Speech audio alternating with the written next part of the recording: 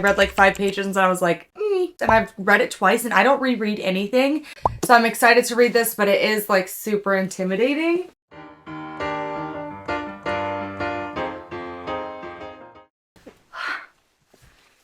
Good morning, my beautiful people and beautiful book lovers. Let's talk about my favorite books from 2023 and what is like really want to read in 2024.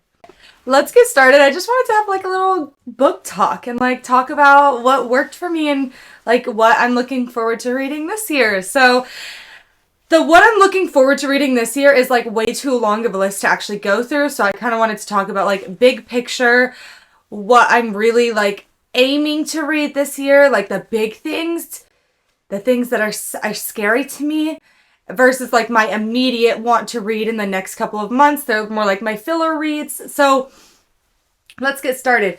2023 was my year of becoming a fantasy reader, which I never thought I would say. For so many years, I was a horror reader. I was a thriller reader. I liked contemporary a little bit. I loved YA.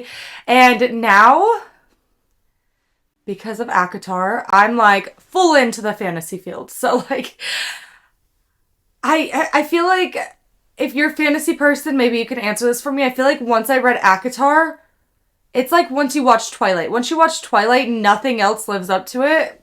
Even though, like, weird comparison. But, like, once I read ACOTAR, all the other genres that I tried to read after that were just, like, meh.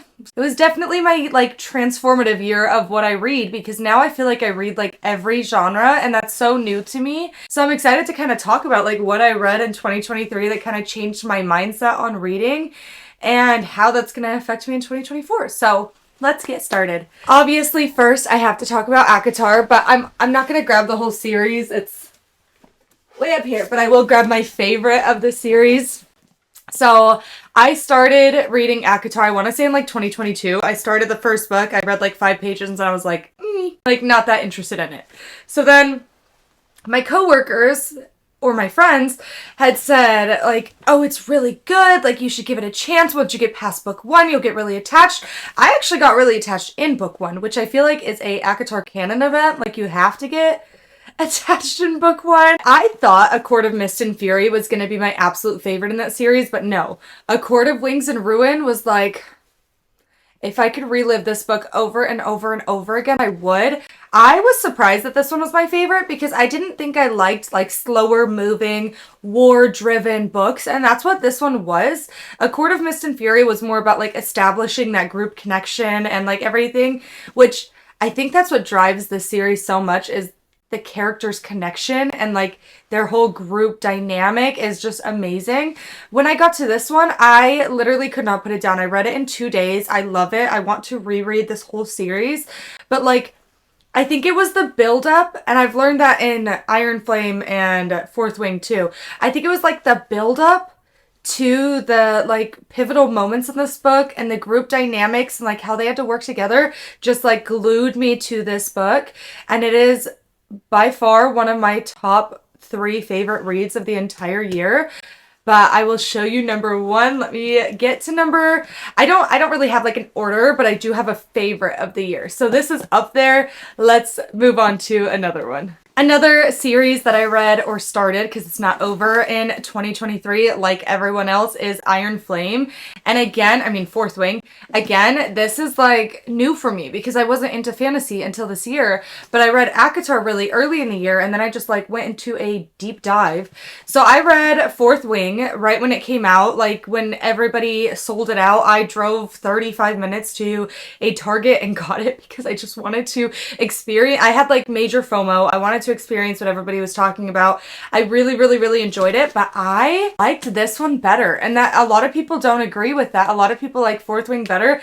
I don't know why I like this one better. Me and my mom read it together and she liked Fourth Wing way better, but I feel like it's the same concept as with Court of Wings and Ruin. This was so like battle driven, but it was like you're waiting for the characters to reunite and you're waiting for this to happen, and that just like drove the story forward for me. This is one of my top favorites of the year. Also, ACOTAR definitely beats it. Sorry, but this is up there too. Now let's talk about my favorite read of the year, and then we'll get to some like top contenders that were up there too. So I discovered this book like in the pit of my post-ACOTAR depression of what am I supposed to read now? Nothing else is good.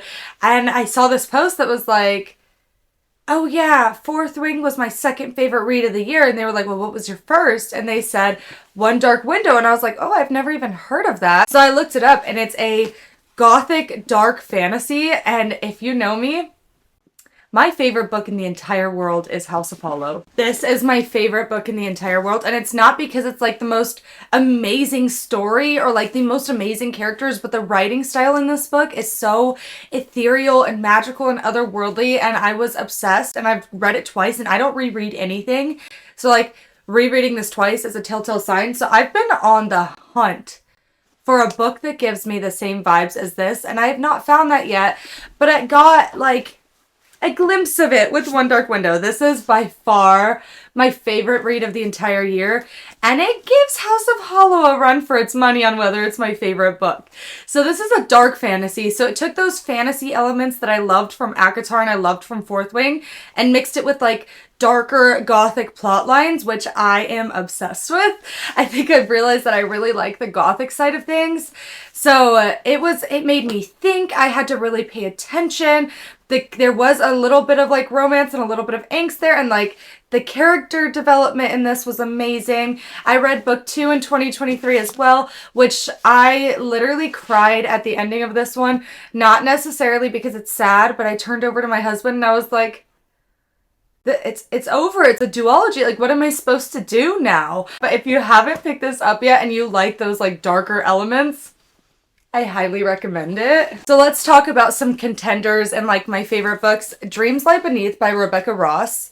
I read this before I read Divine Rivals. I got this in like a special edition. It was beautiful. I was so excited to read this.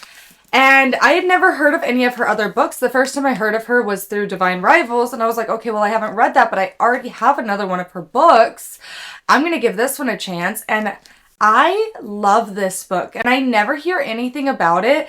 It's definitely an easier read. It has like magical elements. So it's not like the elf side of things or the fairy side of things like some fantasy books are, but it is like they are like witches and warlocks, or I don't know if I'm saying the right term. Hold on. They're magicians, sorry, not witches and warlocks. So they are magicians, and each magician has a town or a area to overlook where they have to log people's dreams, because one night of every month a nightmare or a dream comes true. So they have to be prepared with what dream is going to come true, and they fight it, so they protect the town. But there's like battles between magicians over who rules what, and like they're trying to break the curse, and there's so many different elements to this. I read this so fast. I actually bought an extra copy just so I could sticky tab it because I didn't want to ruin the purple. But it was so good. It's such an easy read. If you want like a light fantasy read, this is it. It's so easy to read and it's so good. But moving on from this, another favorite in 2023 was 100% Divine Rivals. I didn't know what this book was about before I went into it. So I was pleasantly surprised. It has like magical elements in it, but it's not like focused on the magic, if that makes sense. Some people will disagree with me because the typewriters themselves are magic, but like the two main characters aren't magical in any way. It's their tools that are magical, but there are two gods at war, so it does have that fantasy element. I loved this book. I felt like it was super cute. Definite cliffhanger, but if you haven't read it yet, the second one is already out, so that's amazing. And the second one was so good. I feel like I liked this one better, but I love them both. So okay, I feel like I definitely could be missing some, but I don't want this video to be an hour long, so I just picked out some of them, and they all happen to be book of the month, which is funny. This was one of the most heartbreaking, heart-wrenching books I've ever read.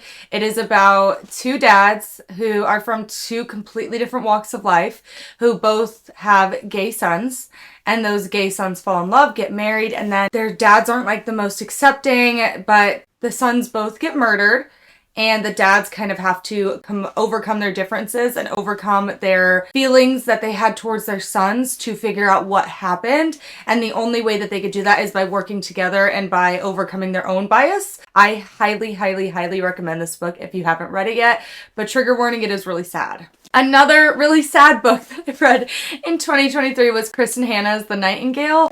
This book, I read The Four Winds in 2022 and I fell in love. I never in my life thought I would say I read historical fiction and loved it, but I read The Four Winds and I read Where the Crawdads Sing 2 years ago, and those are both like historical fiction, and I was obsessed with them, and they're so sad. So I picked up The Nightingale. It was the first book I read in 2023, and I was sobbing. Like, the effort that Kristin Hannah went in to write this book, the research that she did to write this book is so insane. It was heartbreaking. It was beautiful. It was everything encompassed into one book, which Kristin Hannah does that. So now let's quickly breeze through the rest of what some of my favorites were. 2 thrillers that I really, really, really enjoyed in 2023 is The Only Survivors by Megan Miranda and The Only One Left by Riley Sagar. I think I say that right. This one is about a girl who goes to work for an infamous woman whose whole family died in this house, and she is the main suspect, and it's a lot of twists and turns. You don't really know what's happening. You don't know who the actual killer is. It's really interesting. I didn't see the ending coming. This is about a group of people that were in an accident when they were in high school or middle school, and the buses fell off the cliff and a bunch of kids died. They're the only survivors from that trip, so they come together once a year. None of them really want to be there, but then weird things start happening and like trauma start being brought up, and I did not see the ending coming. I loved this one. One that I love that I never really hear about because it's not like your typical book is Once There Were Wolves, and this is by Charlotte McConaughey. I adored this book, and I think the reason I adored this book is because the same reason I adored House of Hollow. The writing style was so poetic. It was beautiful.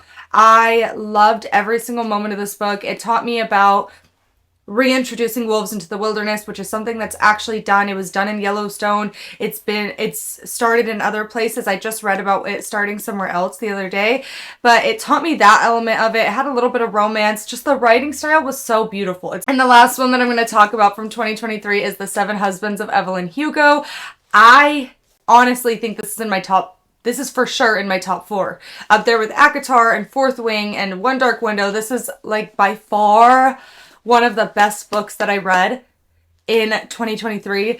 It was beautiful. It was worth the hype. Not at all what I expected. I don't know what I expected it to be, but it's the story of Evelyn Hugo that she's barely telling in her old age of her 7 husbands and like the infamy that came with those and the truth behind it. And it is so good. I wish I could relive this book for the first time. Those are pretty much my favorites from 2023. So let's talk about what I want to read in 2024.